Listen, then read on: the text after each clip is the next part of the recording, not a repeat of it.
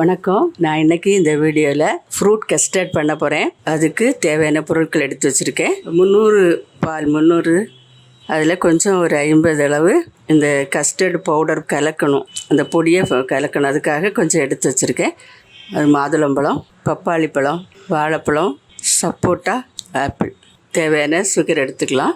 இனி எப்படி செய்யலான்னு சொல்லி பார்க்கலாம். பாலை ஒரு பாத்திரத்தில் சேர்த்துருக்கேன். இதில் தண்ணி சேர்க்காமலே இந்த பாலை காய்ச்சிடலாம். பால் கொதிக்கட்டும். 1 ஸ்பூன் கஸ்டர்ட் பவுடர் எடுத்து வச்சுருந்தேன்ல, அதை அந்த பால் சேர்த்து இது மாதிரி கரைச்சி வச்சுருக்கிறேன். கட்டி இல்லாமல் கரைச்சிக்கிட்டேன். பால் இப்போ கொதிச்சிட்ருக்கு. இது கொஞ்சம் கொதித்து வற்றணும்.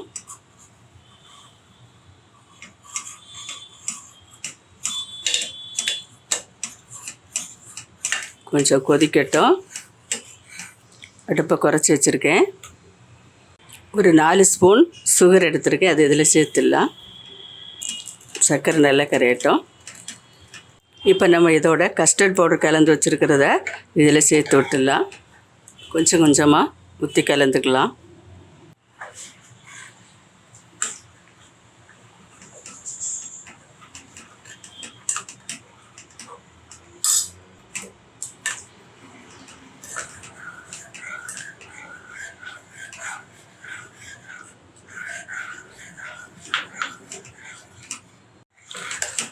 இப்போ ஃப்ரூட் கஸ்டர்ட் பண்ணக்கூடிய அந்த பேஸ்ட்டு நமக்கு நல்லா ரெடி ஆகிட்டு, இனி ஆஃப் பண்ணிடலாம். ஆஃப் பண்ணிவிட்டு ஆற வச்சிடலாம். நான் இப்போ இன்னொரு பாத்திரத்தில் சேர்த்து ஆற வச்சுருக்கேன். இது ஆறட்டும். ஆறுறதும் ஃப்ரூட்ஸ் எல்லாம் சேர்த்துக்கலாம். இப்போ நல்லா ஆறியாச்சு. இதில் நம்ம ஃப்ரூட்ஸ் எல்லாம் சேர்த்துடலாம். சப்போட்டா,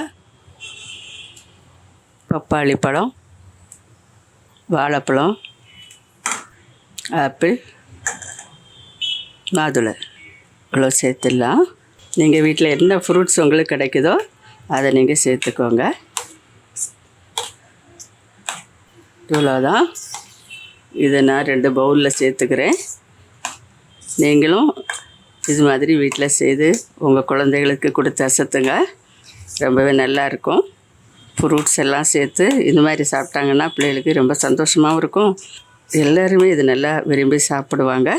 ட்ரை பண்ணுங்கள். மறுபடியும் ஒரு நல்ல ரெசிபியோடு நான் உங்களை சந்திக்கிறேன்.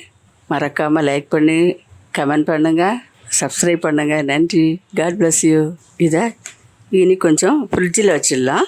ஃப்ரிட்ஜில் வச்சுட்டு கூலான அப்புறம் சாப்பிட்டா ரொம்ப நல்லாயிருக்கும்.